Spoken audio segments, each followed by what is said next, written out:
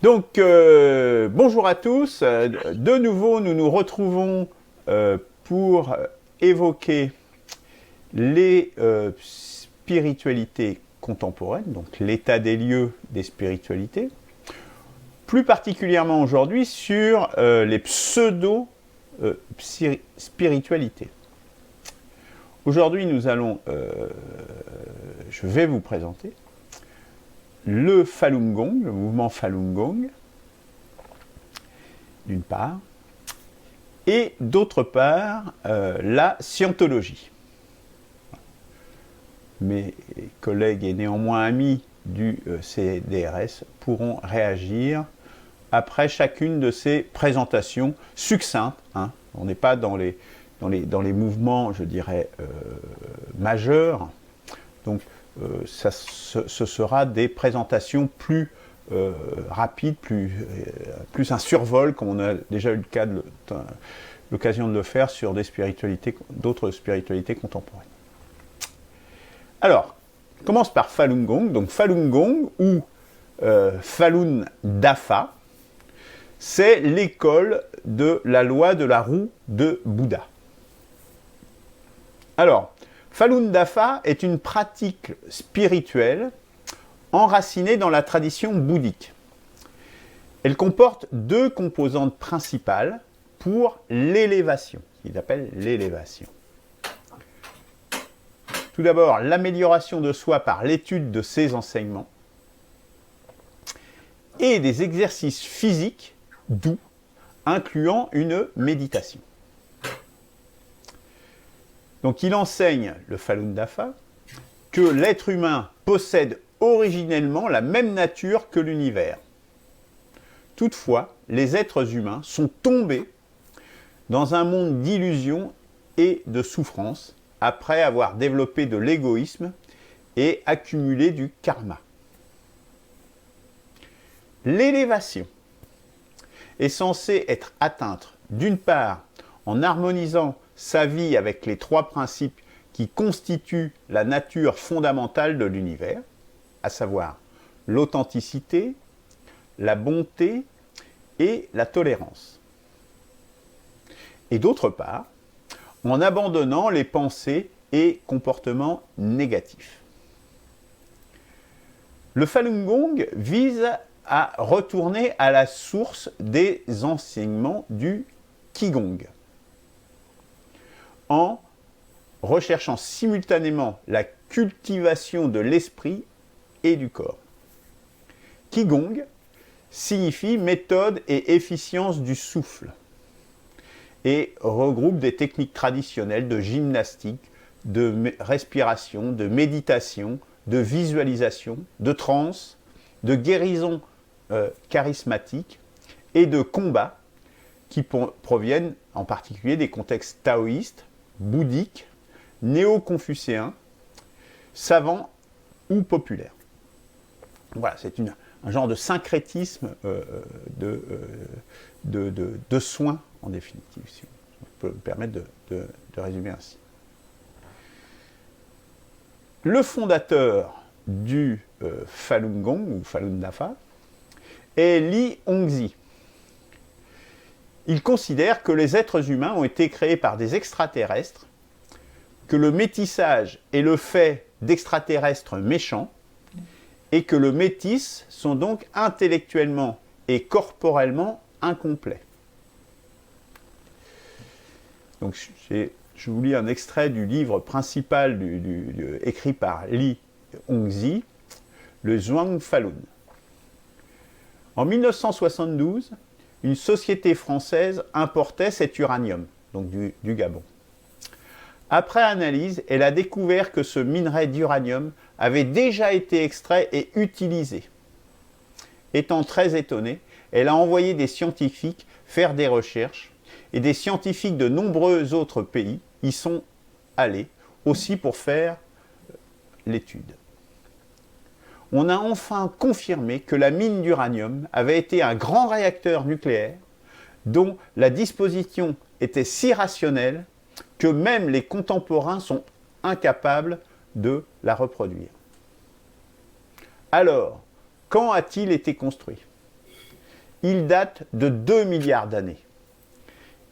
Il a fonctionné pendant 500 000 ans. Donc voilà, je vous lis un extrait in extenso de Zhuang Falun pour, je dirais, vous donner une idée un petit peu et vous faire vos propres opinions sur le sérieux, je dirais, de cette proposition spirituelle.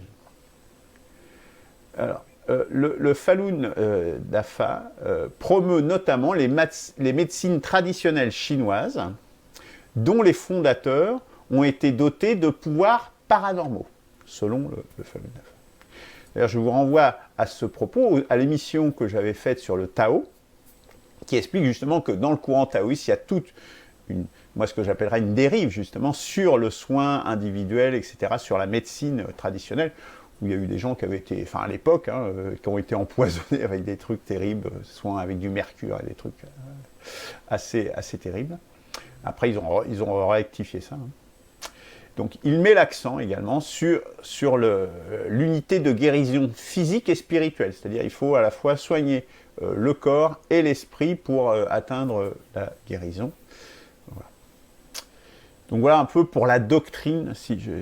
Bon, j'aurais pu dire d'autres choses, mais bon, voilà, je pense que ça donne déjà une vision de ce que c'est. Alors, sur l'Église en tant que telle, donc Li Hongzhi est le fondateur du Falun Dafa. Il est né le 13 mai 1951. Donc c'est assez récent. Il est encore vivant d'ailleurs. Il écrit encore des textes. Son dernier texte date du mois de juillet 2023. Donc il est né à Gongzuling, dans la province du Jilin, donc en Chine populaire. Au début, il a été appuyé par le Parti communiste, notamment pour les exercices physiques alors, comment ça s'appelle déjà? C'est vous savez, des exercices très lents, etc. Ça a un nom, j'avais un ami d'ailleurs décédé qui pratiquait cela, ça s'appelle... Est-ce que vous pouvez m'aider? Vous avez... bon, je ne me rappelle plus du nom. Le nom? Oui, le nom de cette pratique de mouvement... Le nom? Le nom? Non? Le nom? Le nom? Le No, c'est japonais. Le No, c'est un théâtre japonais. Oui, non, c'est pas ce nom-là, c'est le... Bon, je retrouverai, bon, enfin, peu C'est importe. pas taille quelque chose? Oui, c'est ça. Taekwondo? Non, ouais, c'est un nom d'art martial, hein, quasiment. Ouais, taekwondo, je crois que c'est coréen. Mais c'est un nom d'art martial parce qu'en fait, on répète des gestes de combat très lentement, etc. Mais, Fujitsu. oui, je crois que c'est ça, Ah, il me semble. Bon, bref, peu importe. Donc voilà, ouais, ça a été appuyé au début justement parce que ça faisait partie de la culture chinoise traditionnelle, etc. Donc appuyé au début par le Parti communiste, mais il a été mis en cause lors de la révolution culturelle, évidemment, puisqu'il remettait tout en cause. Toutefois, le Qigong sera réhabilité dans les années 1970, donc après la révolution culturelle. Alors, plus tard, donc dans les années 90, des critiques publiques du Falun Gong ont émergé et ont été émis par un certain nombre d'intellectuels chinois, ce qui a provoqué des manifestations des adeptes du Falun Dafa qui demandaient des rétractations des intellectuels qui remettaient en cause notamment les soins, etc. À ce moment-là, donc au cours des années 90, le Parti communiste chinois était partagé. Et à un moment donné, ils ont fini par s'inquiéter justement de ces manifestations qui étaient quand même assez importantes. Et donc, à un moment donné, le secrétaire général du Parti communiste, à l'époque c'était Jiang Zemin, a décidé d'interdire le Falun Gong en 1999. Et depuis, il s'ensuit une répression de ce mouvement en Chine, qui dure jusqu'à nos jours. Alors, il faut savoir qu'en 1995, donc dans cette période, en définitive, un peu avant, 4 ans avant l'interdiction, Li Hongzhi déclara qu'il avait fini d'enseigner le Falun Gong en Chine et commença à organiser des conférences à l'étranger. Et il déménagea aux États-Unis d'Amérique en 1996. Depuis cette époque, il est soutenu par les autorités occidentales, notamment via l'attribution de différents prix par différents organismes. Avant l'interdiction en 1999, les estimations du nombre d'adeptes varient de 2 à 70 millions en République populaire de Chine. Vous voyez, la fourchette est extrêmement large. Mais bon, ouais. Le Falun Gong sera pratiqué par des dizaines, serait pratiqué, par des dizaines, voire des centaines de milliers de personnes hors de Chine. Donc, et visiblement, surtout à Formose et en Amérique du Nord, par la communauté, par la diaspora chinoise.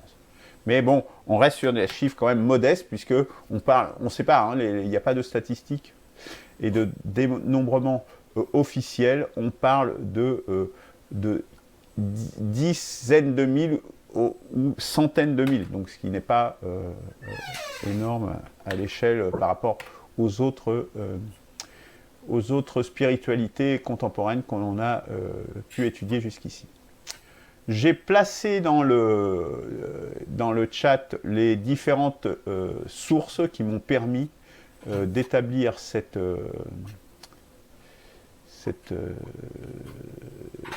présentation. Et il y a notamment également une vidéo YouTube assez intéressante que je vous invite à regarder également. Voilà. Est-ce que vous souhaitez réagir, messieurs, avoir quelques remarques sur cette première présentation? Oui, enfin, une question. Bon, moi, Falun Gong, je ne savais même pas que ça existait. Tu dis qu'il a été interdit. C'est l'intérêt de ces émissions, justement. Oui, oui, oui. Tu dis qu'il a été interdit en 99 par le Parti communiste.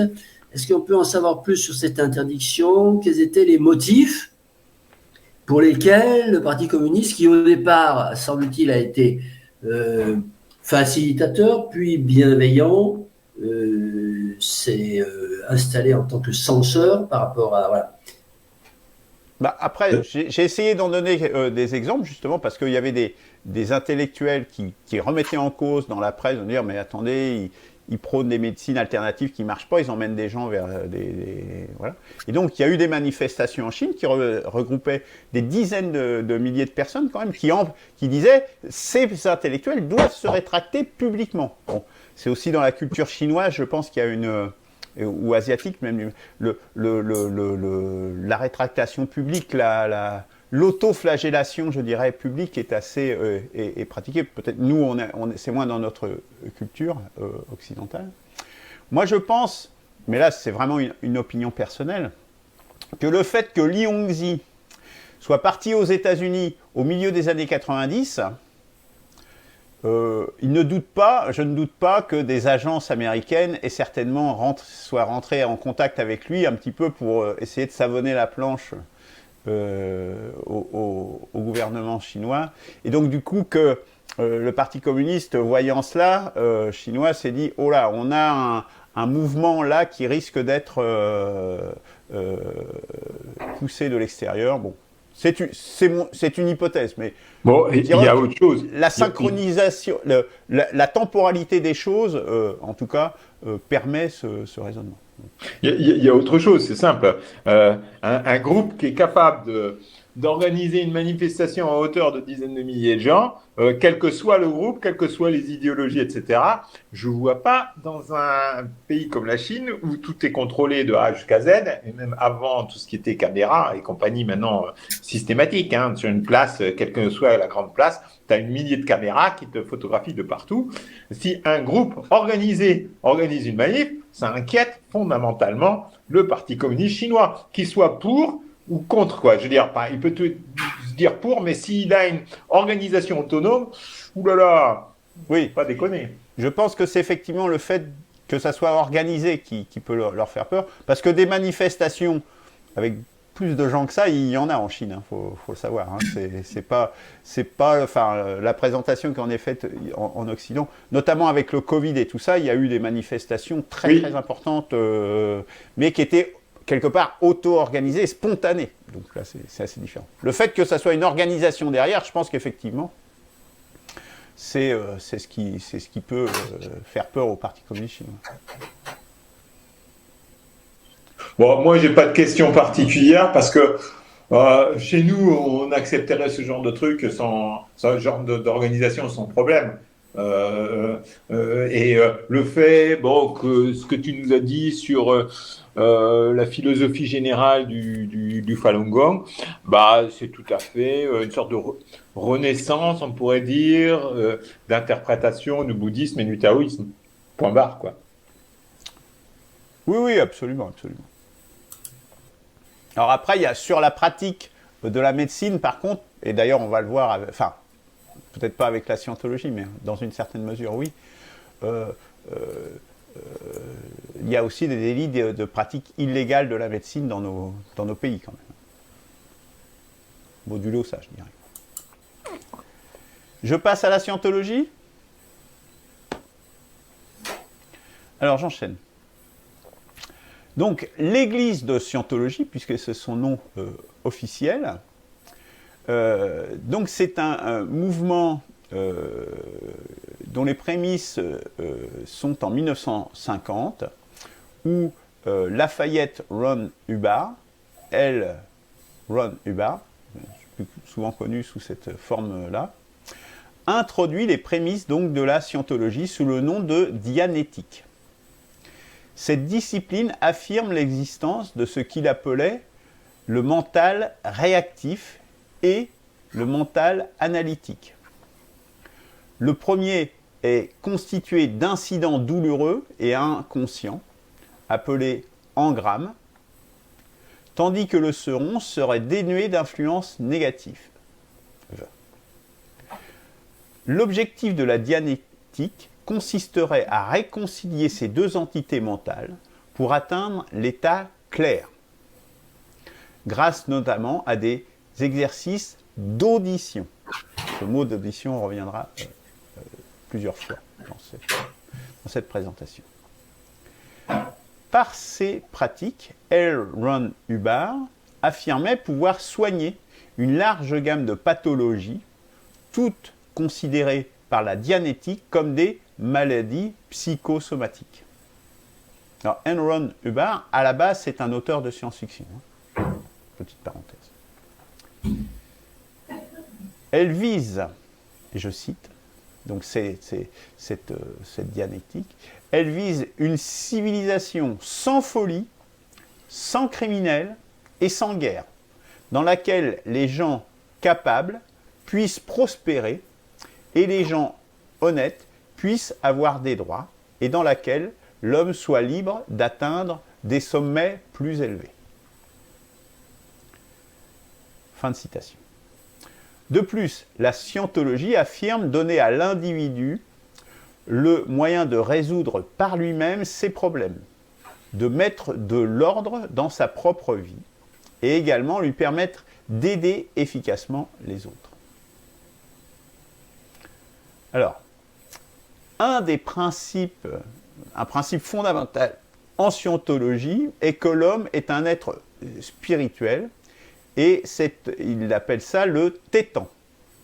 Alors tétan, pas comme les veaux qui têtent, hein, mais T-H-E-T-A-N. Hein, évidemment.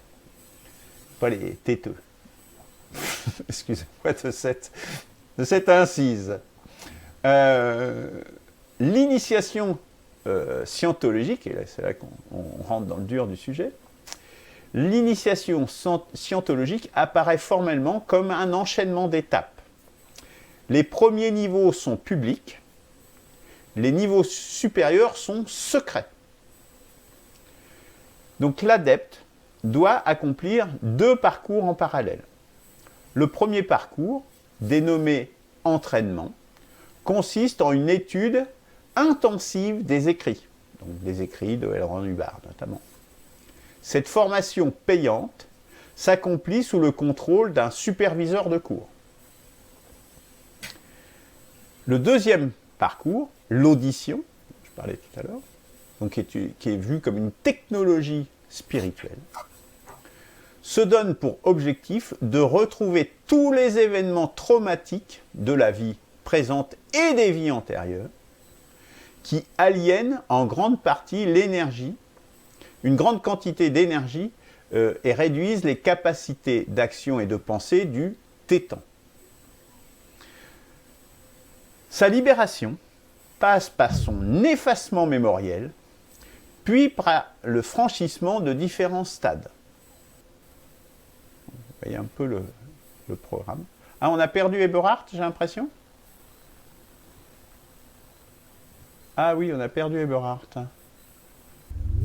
Ah, oui, je viens de m'apercevoir, Eberhard, qu'on t'avait perdu. Tu en étais resté où? Ton micro est coupé, Eberhard. La dernière phrase. Laquelle? Ta dernière phrase, là. Ah, tu n'as rien Ça a dit. duré 10 secondes. Sa libération par son effacement mémoriel, puis par le franchissement de différents stades? C'est ça, c'est bon, là. Donc d'accord, donc tu n'as rien raté. Non. Alors, l'Église en tant que telle. Donc en 1952, Lafayette Ron Hubbard crée officiellement la scientologie. Il obtient le statut de religion aux USA en 1953, sous le nom de Église de Scientologie.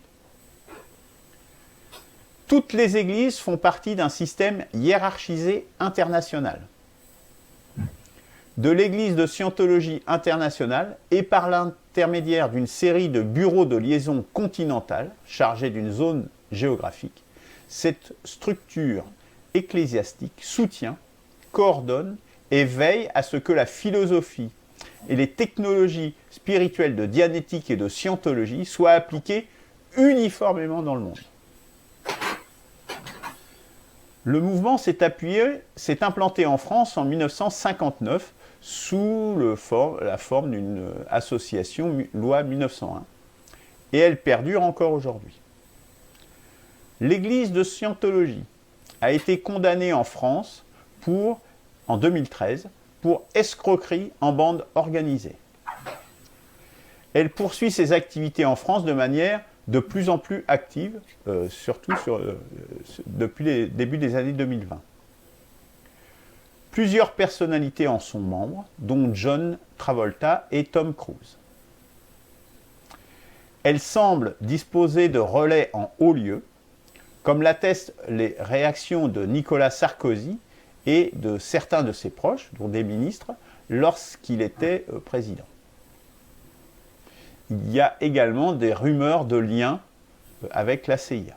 Mais là, ce ne sont que des rumeurs. En 2016, les estimations scientifiques suggèrent qu'il y aurait un maximum de 40 000 scientologues dans le monde entier. Donc on voit que c'est un mouvement relativement modeste en termes quantitatifs, mais qualitativement peut-être très impactant et très puissant en définitive.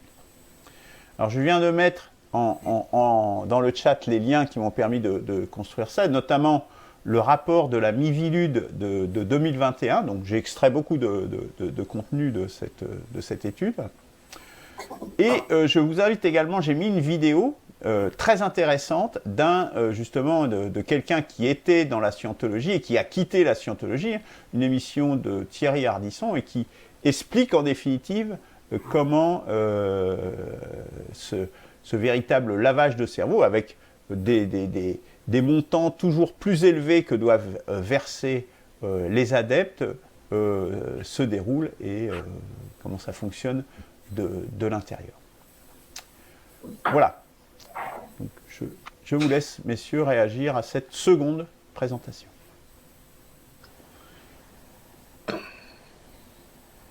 Christian, tu n'as visiblement rien ça ne t'inspire pas plus que ça. Bah, je vais les financer pour qu'ils s'installent en Afghanistan. Tous. Et que tous les 40 000 s'installent en Afghanistan. Et voilà, quoi. Ah ben on a encore perdu Eberhard. Il était en train de parler en plus. Pourquoi en Afghanistan? Bah il pourra pas te répondre, là il est pas là. Mais toi qui le connais bien, bah je pense qu'il va te répondre lui-même. quelle est sa stratégie? Eberhard, pourquoi tu dis qu'il faut qu'ils aillent en Afghanistan tous, les 40 000? Parce que comme ça, Il n'en restera plus un seul au bout de quelques jours.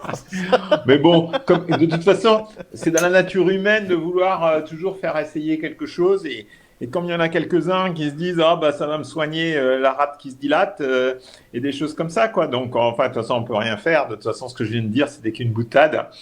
Et, euh, il en faut pour tous les goûts, comme dit la chanson. Et voilà, quoi. Bon, euh, oui, j'avais entendu parler qu'il voulait un bâtiment, là, il y a quelques années, le long de l'autoroute A1. Oui.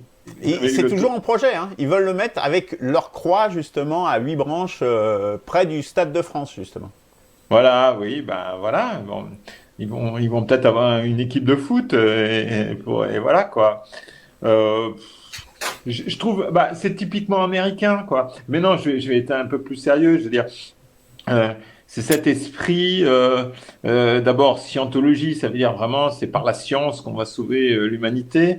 Et en fait, c'est pas vraiment une dimension surnaturelle, puisque, enfin, d'après ce que j'ai entendu de toi, quoi, puisque c'est ça, mais je sais pas quel est le niveau quelle est la dimension mystique ou surnaturelle de cette affaire. À part, maintenant, il faudrait bien sûr que je suive les cours à 40 000 $ de la scientologie pour qu'ils m'introduisent dans un niveau. Mais bon, comme le Christ a dit dans les évangiles que que tout sera dévoilé, moi, des religions où tout reste caché, c'est pas ça. Je vois pas où ça peut aller, quoi. Et c'est évidemment une sorte de club de gens qui sont friqués, et j'ai cru comprendre que Sarkozy et sa bande étaient assez proches d'eux, quoi. Oui, visiblement. Mais ça Enfin, m'étonnerait pas que d'autres, hein, un politicien, Macron et tous les autres, même s'ils le cachent, puisqu'il faut être initié. ah bah Hein, là, donc, c'est clairement, il y a une phase ésotérique très importante. Hein. ouais. C'est quasiment que ça, même. Enfin, quasiment. La Mm. partie publique est assez... Ouais, c'est juste pour donner envie, quoi, de payer son obol pour le truc au-dessus, quoi. Enfin, maintenant, je suis dépréciateur par rapport à ça. Ça m'étonne pas. De toute façon, je m'étais jamais intéressé au sujet. Je savais que ça existait. Et là, ce que tu me dis, bah, ça m'étonne c'est de rien. C'est typiquement comme ces mouvements mormons, etc. Chaque oh, c'est siècle, pas tout à ils fait ont pareil, quand même. oui, mais je veux dire, ce qu'on faisait au 19e siècle, on ne le refait plus en 20e siècle. Ils essaient à chaque fois d'apporter une sorte d'innovation. Et comme la science, la science paraît être un sujet important pour eux, quoi. Et alors, c'est une science, quelle science, quoi? Ben, c'est plus la technique. En fait, moi, ce que j'en retire, si tu veux, comme principe fondateur, c'est que je parlais de technologie spirituelle. Eux, en fait, ils appliquent la technologie à la spiritualité. En gros, c'est ça. Ouais. Donc, il n'y a pas En fait, vraiment de transcendance de tous ces trucs-là. Hein, tu vois, oui, on va s'occuper de vous par une technologie spirituelle. Donc, c'est des vendeurs de technologie quelque part, comme Microsoft ou Google peuvent l'être. oui, c'est pas des psychologues d'une certaine manière aussi, puisque bah, des psychologues un peu spécialisés dans un certain mode, quoi. Parce que c'est quoi? Ils donnent des médicaments, ils donnent quoi? Ils font quoi là? On ne sait pas. Bon, bah, c'est secret. À partir d'un Ah, certain niveau, c'est secret. bon. Bah, jusqu'à ce qu'il y ait un gars qui sorte du système et qui nous dise qu'est-ce qu'ils font ingurgiter aux gens. Bah, c'est ça. C'est pour ça que je parlais de la dernière vidéo que j'ai mis, que je vous recommande, qui est assez courte, hein, mais qui donne un bon aperçu de ce dont il s'agit. Là, effectivement, je pense que l'on peut parler selon la définition qu'a déjà plus ou moins esquissé Christian l'autre fois, on peut parler véritablement de secte en l'occurrence. Mais qui est toujours autorisée, hein, qui n'est pas interdite en France. Christian, est-ce que ça Mais te... la scientologie est interdite actuellement en France? Non, justement pas. Non, non, non. Bon. Condamné. Alors, elle a été classée par la cellule d'observation des sectes, elle a été classée secte, hein. Mm. Mais elle n'est pas interdite. Non. D'ailleurs, la classification des renseignements généraux ne débouche pas sur une interdiction. Et elle débouche sur une information du public, attention, secte. Voilà. Ouais. Est-ce qu'on a une idée de l'influence de la scientologie dans les sphères du pouvoir? C'est-à-dire, par exemple, si on compare aux francs-maçons, est-ce qu'on sait qui, parmi les hauts placés dans la hiérarchie des décideurs des grandes nations du G20, qui sont adeptes de la scientologie, par exemple? On le sait un peu pour la franc-maçonnerie. Est-ce qu'on le sait pour la scientologie? Bah, pour la franc-maçonnerie, on le sait. Oui, un peu, c'est vraiment le mot. Très peu, je dirais. Là, je pense vraiment pour la scientologie, on ne sait pas. C'est-à-dire que les seules vraiment personnes publiques que l'on connaît, ce va être des acteurs, des chanteurs, des gens comme ça. Oui, Mais c'est tout. Pour des personnalités politiques, non. Que pour les Mormons, par exemple, dont on parlait l'autre jour, Mitt Romney, qui a été candidat à la candidature présidentielle aux États-Unis dans les années 2010, est officiellement mormon. C'est-à-dire c'est des gens qui ne se cachent pas du tout. Voilà. Ils ne s'en cachent pas. Ils s'en cachent pas. Est-ce que là, c'est vraiment secret. Enfin, là, on ne sait pas. Enfin, moi, je ne sais pas du tout. Est-ce qu'il y a des journalistes d'investigation qui ont fait ce genre de boulot par rapport sur la scientologie? J'en ai pas entendu parler. J'ai pas trouvé de source, en tout cas, sur ça. Je pense que...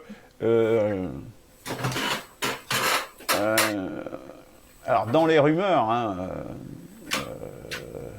il y a eu quand même quelques assassinats, quand même, au moins dans les années 70, il y a eu quelques assassinats, quand même, autour de la scientologie. Hein. C'est quand même ce que j'ai pu voir. Je pense que quelqu'un qui irait fouiner... il pourrait peut-être avoir quelques ennuis. Qui est-ce qui a été assassiné? Ouais, j'ai survolé, hein, donc j'ai pas. Mais il y a eu des. En relation avec la scientologie. Ouais.